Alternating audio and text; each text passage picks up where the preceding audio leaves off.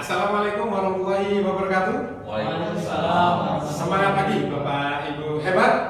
Pagi, luar biasa. Baik, kita akan masuk ke mata pelatihan K3 dalam proyek konstruksi. Sebelum melanjutkan materi, izinkan perkenalan singkat ya. Katanya patah tak kenal maka tak sayang. Nanti setelah kenal boleh disayang gitu ya. Nama saya Sandi Hergita Pratinanto. Saya media suara di BPPMBV BUI Malang pada program keahlian konstruksi, properti dan geomatika. Untuk lebih lengkapnya nanti Bapak Ibu bisa akses di QR code yang sudah disediakan. Untuk perkenalan singkat ini, selanjutnya kita akan masuk ke materi. Dari pelatihan perawatan pemeliharaan konstruksi bangunan gedung, saat ini kita masuk pada materi identifikasi potensi bahaya di proyek. Tujuan pembelajaran kita adalah untuk mengidentifikasi risiko bahaya di lokasi proyek. Kira-kira duluan mana Pak, Bapak Ibu? Kesehatan atau keselamatan dulu? Kesehatan. Sehat dulu. Sehat dulu atau selamat dulu? Sehat. Ya. Kita akan mulai dengan kalau K3 itu adalah keselamatan dulu. Jadi kita harus selamat dulu, baru nanti kita pikirkan dengan sehatnya. Begitu ya.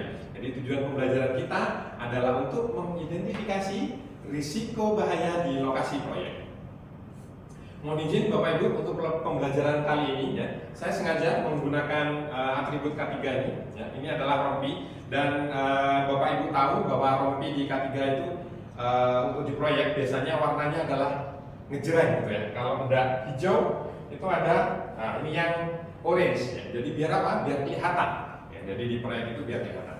Jadi dan tentunya nanti di akhir sesi saya sudah sediakan alat-alat K3 yang nantinya Bapak Ibu juga akan praktek menggunakan K3 sehingga Bapak Ibu akan terbiasa menggunakan dalam proyek, khususnya dalam pembelajaran kali ini adalah perawatan dan pemeliharaan konstruksi bangunan gedung. Untuk awalan silahkan Bapak Ibu masuk ke Menti ya. Ini untuk Mentinya ya, untuk mengisikan pendapat terkait potensi bahaya di proyek ya. Ini untuk linknya atau bisa difoto ya Bapak Ibu ya. Baik. Sudah? Sudah. Baik, sudah. Terima kasih Bapak Ibu atas pendapatnya. Jadi sekarang sudah kita kita lihat bagaimana pendapat Bapak Ibu. Yang pertama, potensi bahayanya adalah tertimpa benda keras, gitu ya. Oh, ternyata tertimpa benda keras. Kemudian jatuh dari ketinggian. Jatuh dari ketinggian, kemudian tergelincir, ya. Kejatuhan benda kerangka baja. Ya. Ini ada yang ini tidak bayaran ya kan, karena ini juga termasuk salah satu risiko ya Pak ya. Baik, terima kasih. Kemudian kesetrum, baik, jatuh dari ketinggian, kebakaran dan kawat seling terputus. Ya, betul sekali Bapak Ibu yang sudah Bapak Ibu sampaikan. Jadi beberapa potensi bahaya di bangunan gedung yaitu jatuh dari ketinggian, kemudian tertimpa benda, ya, terpeleset, ya. Kemudian atau tersandung ya, terkena alat berat atau mesin dan bahaya listrik ataupun kebakaran.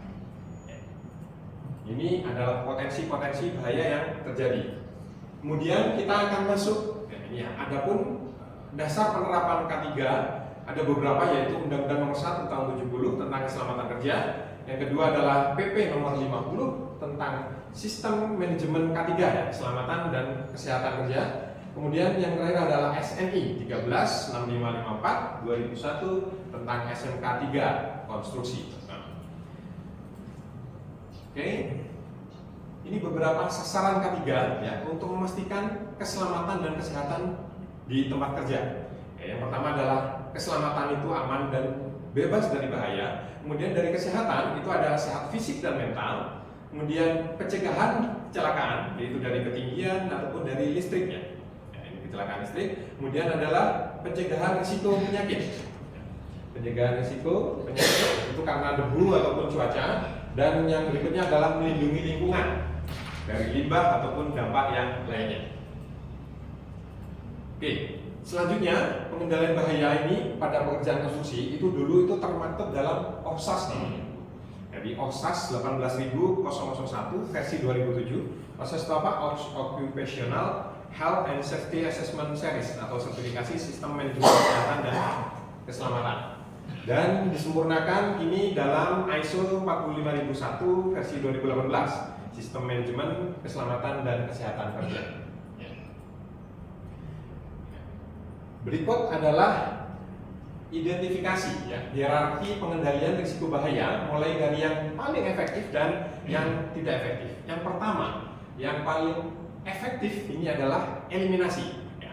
Metode ini adalah menghilangkan sumber bahaya. Ya, jadi memodifikasi desain dan menghilangkan risiko bahaya. Contohnya memperkenalkan peralatan atau perangkat mekanik untuk menghilangkan penanganan bahaya manual ya. Jadi mengganti bahan itu dari yang berbahaya menjadi yang lebih aman. Ya, contohnya misalnya bahan kimia yang berbahaya menjadi bahan yang lebih aman, yang tidak mengandung bahan kimia. Yang berikutnya adalah mengubah desain. Kalau misalnya ada desain yang bisa menghilangkan bahaya dalam konstruksi, contohnya adalah desain gedung yang memiliki pintu keluar yang hanya sedikit, nah itu bisa ditambahkan pintu keluarnya yang lebih banyak sehingga lebih aman.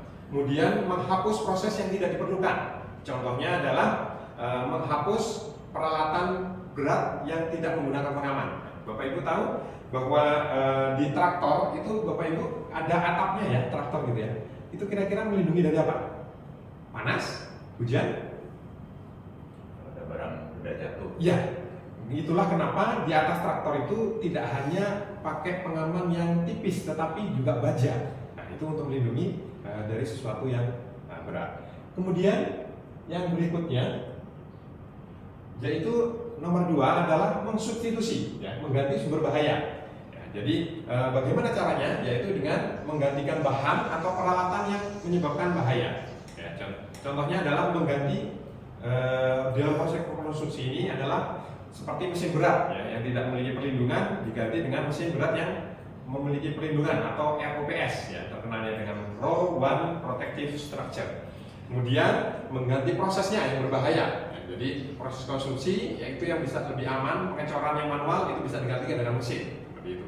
Metode kerja juga bisa diganti dengan yang lebih aman, yaitu metode bekerja di ketinggian itu bisa diganti dengan bekerja dengan perlindungan lebih. Oke, selanjutnya yang ketiga kita pengendalian teknik. Ya. Jadi metode rekayasa teknik yaitu menggabungkan keduanya, yaitu pengendalian bahaya dilakukan untuk memberikan kolektif ya, perlindungan secara kolektif. Contohnya misalnya menambahkan ventilasi, kemudian pengurangan kebisingan di tempat kerja, terus perlindungan terhadap ketinggian, pengorganisasian dalam pekerjaan, budaya kerja sendiri dan juga beban sehingga bisa menciptakan sesuatu kerja yang lebih efektif. Yang keempat, ya, ini adalah merubah kebiasaan kerja. Jadi mulai dari daerah berbahaya ada tanda-tanda, pemasangan foto, menggunakan atribut yang luminescent ya, artinya bisa kelihatan ya di tempat yang cahaya kurang gitu ya. Kemudian menambahkan tanda trotoar, peringatan, sirine dan lampu alarm dan lain-lain itu untuk menambahkan kontrol. Yang terakhir, ya, ini adalah sebetulnya paling tidak efektif adalah menggunakan APD. Ya. Bapak Ibu tahu APD? Apa itu? Ya. Kata APD itu kita kenal saat pandemi ya Bapak Ibu ya. Jadi saat virus melanda itu personel kesehatan itu biasanya berhubungan dengan pasien itu menggunakan APD. Tapi kali ini APD kita itu adalah berbeda.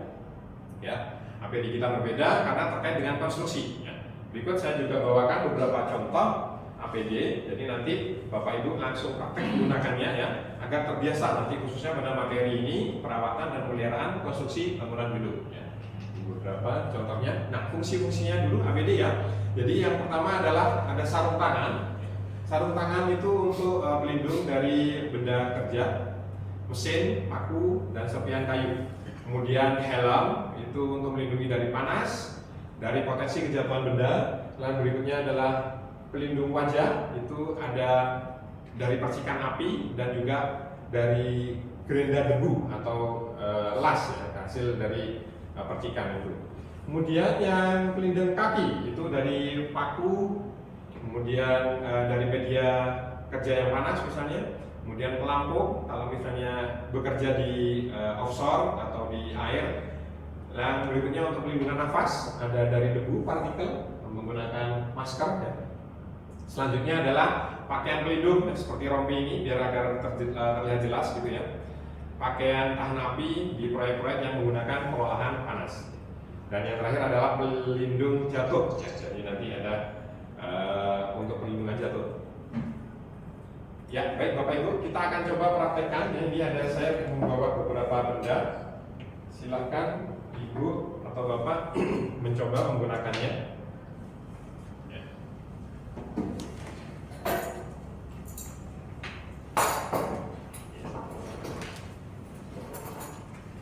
Ini contohnya. Ya, ini saya juga akan gunakan.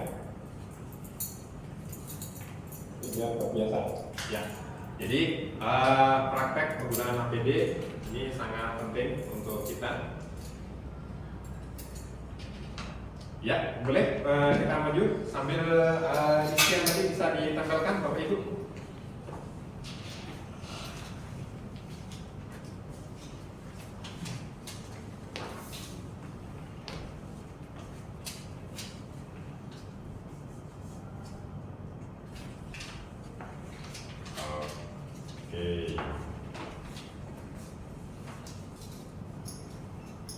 Oke, kita akan berpose bersama, semuanya sudah ya. Nah, khusus untuk ini ya Bapak Ibu, saya perlu penjelasan lebih detail ya. Jadi saat memasangnya ini harus disesuaikan, dipastikan untuk tidak lepas ya. Jadi ini kalau ditarik sudah tidak lepas ya. Dan juga ini nanti tinggal mengaitkan, ini ada kunciannya. Nah, nanti Bapak Ibu bisa langsung mengaitkan ke link yang ada di atasnya, ada tali yang ada di atas. Jadi ini yang paling penting, nanti kita akan bekerja di dalam K3 yang benar. Baik, silakan Bapak Ibu bisa kembali ke tempat masing-masing. Kita masuk ke sesi yang terakhir ini Bapak Ibu, jadi prosedur K3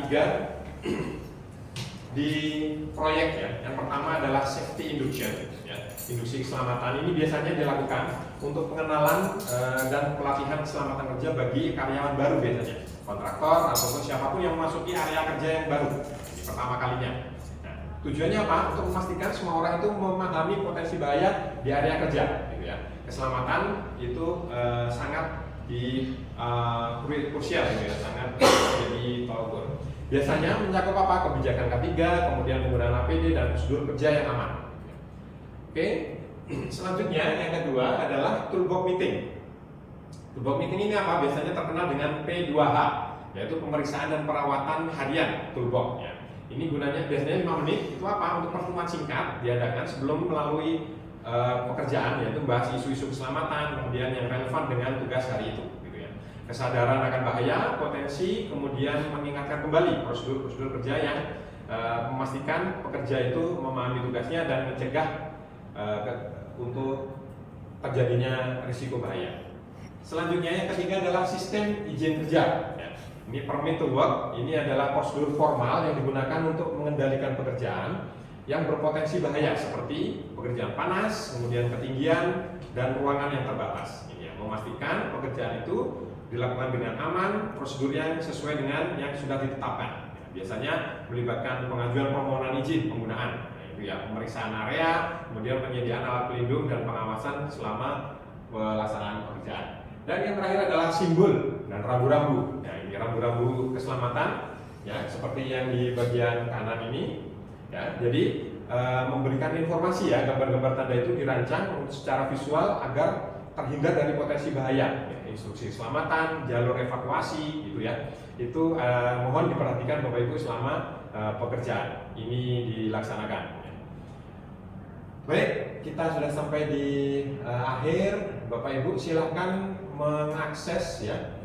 Ini background atau quizzes yang sekarang ya, di link join my quizzes dan kodenya adalah seperti ini Bapak Ibu, atau bisa langsung foto di depan untuk QR code-nya ya. Sudah Bapak Ibu? Sudah ya? Oke, baik, semuanya sudah bisa mengerjakan dan kita lihat hasilnya. Wah, ini yang bagus. Ada Bu Irma, semuanya sudah bagus ya. Ini dan terutama ada Bu Irma dan Pak Rofik sudah bisa menyelesaikan dengan baik. Terima kasih atas partisipasi dan perhatian Bapak Ibu hebat semua. Semoga menjadi ilmu yang bermanfaat dan memberikan bekal bagi kita semua untuk melanjutkan ke materi praktek nantinya ya, kita simulasi perawatan dan pemeliharaan proyek bangunan gedung. Mohon maaf atas segala kekurangan dan sampai bertemu di lain kesempatan. Sukses untuk kita semua dan wassalamualaikum warahmatullahi wabarakatuh. Semangat pagi. Pagi, luar biasa.